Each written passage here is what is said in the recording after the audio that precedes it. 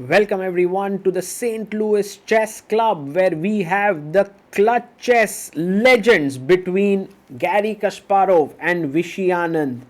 Well, it's a 12 game matchup where every day they play 2 rapid games and 2 blitz games.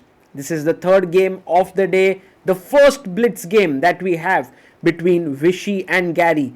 The time control is 5 minutes plus 3 seconds increment. It is chess 960. Let's have a look at the position that we have. The rook is here in the corner, just like a normal game, knight. But then there's a king, and we see the arbiter Chris Bird there. Then we have the queen, bishop, rook, as Garry sits in, knight and bishop. So this is the starting position. It's 5 minutes plus 3 seconds increment as Vishy comes in. A handshake between these two legends, having played the World Championship match back in 1995, 30 years later, they once again sit opposite each other in this epic clash. But not traditional chess, no opening theory, just pure brutal chess on the board. He goes e6 and now g3, activating the bishop here, Vishy. And Garry can strike in the center with d5. The pawn being supported by the queen. He does play d5. Vishy plays pawn to f4. The players have played 2 rapid games with this position, so they are aware of some nuances. They are aware of how this position would shape up. And it's all tied up right now at 1-1 as both the rapid games ended in draws. Garry taking his time in the opening, not rushing it. Vishy at 5 minutes and 5 seconds. And maybe Garry's thinking about whether he should take on e4, get his knight out to f6 perhaps. Maybe even go g6, activating the bishop. This bishop could come to c6, knight to c6. So many options. And you have no opening theory to help you. And I think it's a good decision by Garry that he's taking time. He takes the pawn after nearly a minute of thought. Bishop takes e4 by Anand as he attacks the pawn on h7. g6 played, opening up the bishop here. And now this is the square, which is slightly weak. You can see here the bishop and the queen looking here. The knight can jump in. So maybe it makes sense to either go c3, d4 or just d3. He goes knight to c3, Vishy brings his knight out. Garry brings his bishop out to c6, offering a trade. You can take on c6, but then the black knight would develop. The position is roundabout equal in the opening.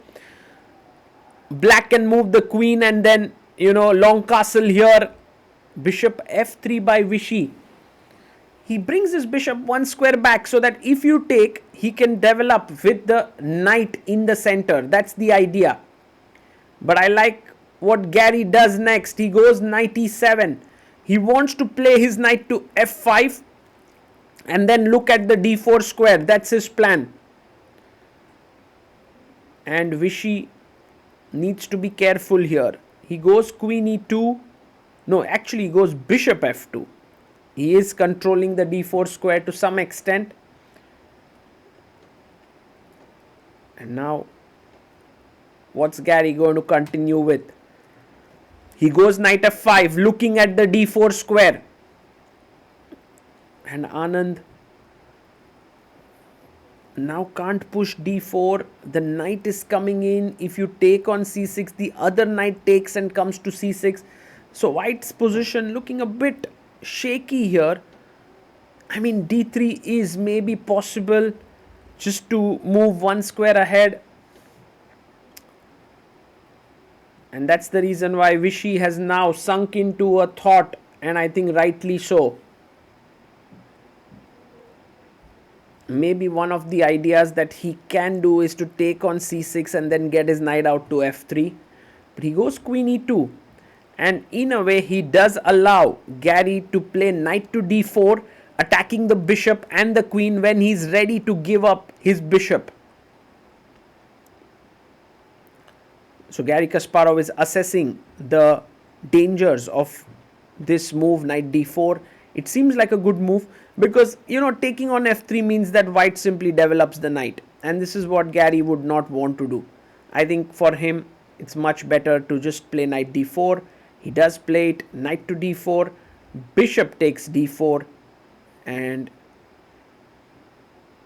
now if bishop takes d4, just take on c6 and get your knight out. So maybe taking with the queen makes a lot of sense. It also clears the path for the king to short castle. So in a way it's a very useful move there to take with the queen, and Kasparov, needing to make this decision, also takes his time here and takes it. Queen takes d4 with 2 minutes 50 seconds. Vishy long castles here and gets his rook to d1. Garry gets his king to g8. It's short castling here for black, and Vishy can start now to push his pawns on the king side, but instead he takes on c6, allowing Garry to get his knight out. Knight to f3 played, attacking the queen.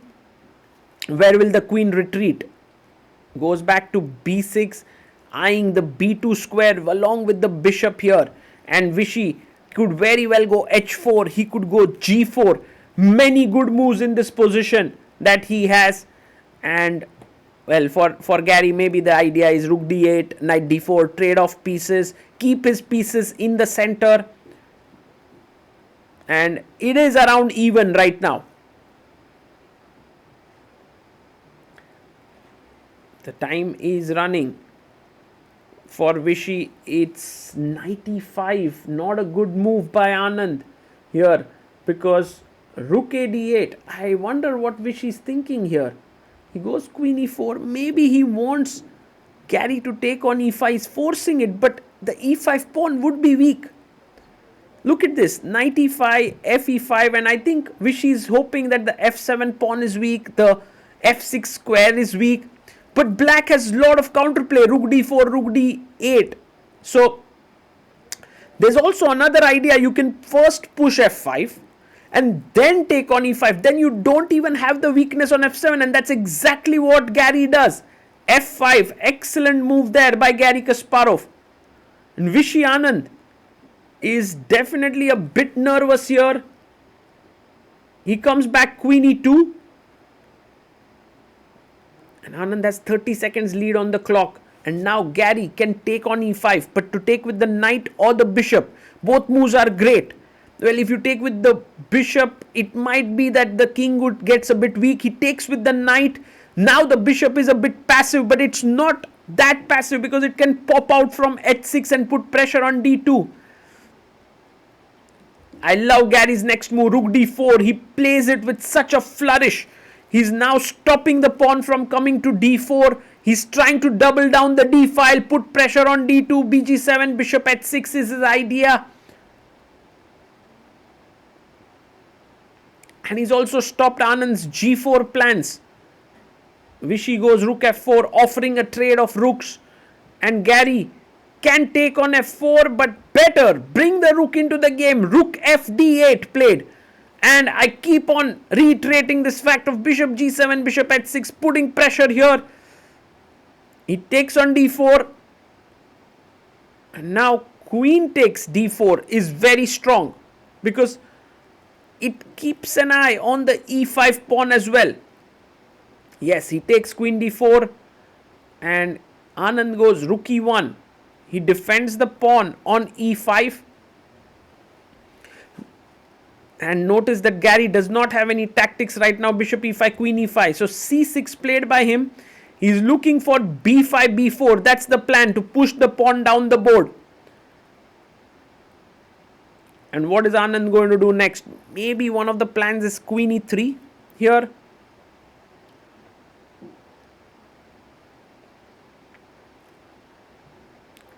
To trade the queens.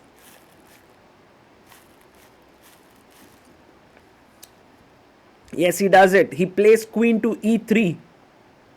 It's a good move. And Garry can trade the queens now. But he can also just ignore it. If you take, I take with the rook. He goes bg7, a good move. Threatening to take, and then bishop h6. Anand at 1 minute 50 seconds. Garry at 1 minute 36 seconds.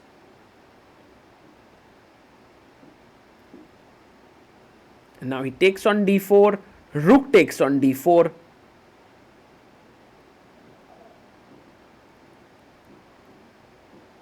And now if you play knight e2, the problem is you have rook e4 pinning here and you lose the e5 pawn. So that's not a good idea, which is the reason why he takes the e4 square into control with d3. And maybe a very good move now is king f7. There's also rook d7 to just come out of this knight e2 attack followed by d4. So let's say if I go rook d7, now no knight e2 because I take the pawn on e5. That's a subtle move there. Will Garry find this move, rook d7? No, he goes g5. And his point is that after knight e2, he wants to play maybe rook a4, attacking the a2 pawn, and then pick up the e5 pawn. That's maybe what he wants to do. So Vishy calmly plays a3, and now he's threatening knight e2 and d4. So Garry must go back with his rook, rook d7. A very good defensive and a prophylactic move, and then he can come up with his king. He can play h5, h4. He has unlimited play, but he goes king f7, and Vishy instantly plays knight e2. This is the move that Vishy wanted. This is the move that he wanted in this position. d4 now coming up. Garry has lost all his edge. Look at him there. He's so unhappy. Rook goes back to d7, d4. Anand has 30 extra seconds on the clock. He plays c3. And all of a sudden, White's position has freed up. The king can move upwards, pawn takes pawn. He takes back with the pawn. And the king moves up, the rook comes in, the queenside pawns start rolling. Yes, true, Garry still has his mobile kingside majority. He needs to use it. He needs to make use of it, but he's taking a lot of time. And he's not happy. h5 played with 36 seconds. King moves up to c2. And what next now? Do we go g4? He plays bishop h6.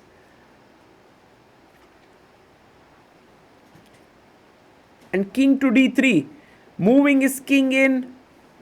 Pawn to g4 played.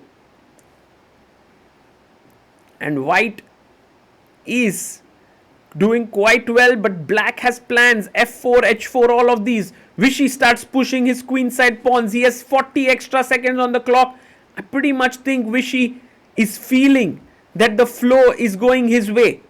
Bishop g5, a5, gaining even more space there on the queen side. And Garry must tread carefully. He goes h4. He gains more space. Now Anand, will he try to clarify the situation on the king side with a move like h3? Not really. He goes b4. a6 played here, rook to b1, threatening to play b5. But maybe Garry has a move like bishop d8 to stop that. Oh, he plays it to defend the attack the a5 pawn, so b5 is not possible. But look at this time. He's down to 13 seconds. Vishy has 1 minute 7 seconds. He goes knight to c3. And he's threatening maybe knight a4, knight c5. Garry goes king g6. Knight goes to a4. And now bishop e7. Knight to c5. He takes. Pawn takes. And pawn to f4. What a move by Garry. He realizes this is the way to get counterplay. Beautiful move by him. And Anand now has to take some calls. Take on h4, take on h4. Should he go king e4, letting his opponent get a protected passer? He takes. Garry instantly plays king f5, king e3, rook g7. He's threatening g3. And for Anand, now a very, very important question. He has 50 seconds. Garry, last few moves have been so quick. He's up to 17 seconds. He's threatening g3, so rook g1 to stop it. Garry waits with rook g8.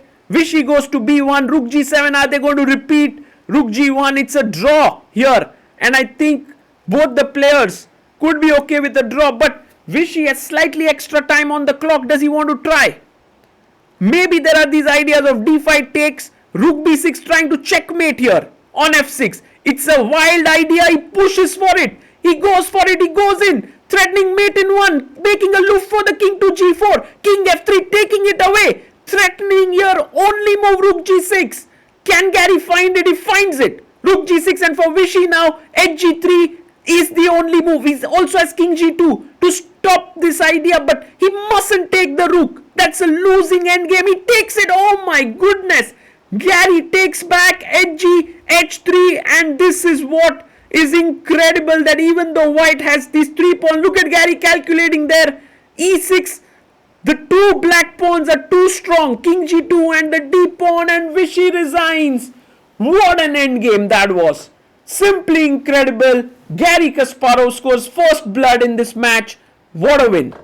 I just wanted to show this moment in the game where black went rook g7, white played rook g1, and it seemed like we would have a repetition. But this is where Vishy got ambitious and he pushed his pawn to d5. Black took, and now rook b6. Notice what a beautiful checkmate this is. And here Garry went g3. Vishy played king f3, taking away the g4 square so that again a mate is threatened. And now after rook g6, this was a key moment. It's very difficult to make all the things work out in like 20 seconds that you have. But the defense was to maybe go king g2 here. That was one way to play, because you stop these 2 pawns from moving ahead. The other idea was to take on g3, and it looks anti-intuitive because after rook g3, king f2, black can take on f4, but after rook b7, the position is around equal. This is an equal rook endgame. Instead, what Anand completely missed is that after rook g6, he thought he would win the game at g3, as he has 3 connected passers, and he would have if king takes. This is winning for white because the d pawn can be stopped. But instead, what Garry played, I think, was missed by Vishy. h3, creating a far side passer, and after g4, d4, these 2 pawns cannot be stopped, while these 3 pawns can temporarily be stopped by the black king. Check, king g7, e6, and you will see that the black pawns are super quick. This is where Vishy resigned. But if he had played the move g5, d2, f6, king g6, e7, king e8, king f7, g6, king e8, and g7, well, you are just in time to make a queen takes and another queen with a check. And after queen g4, the queen comes in and gobbles up all the pawns, and that was winning for Garry Kasparov.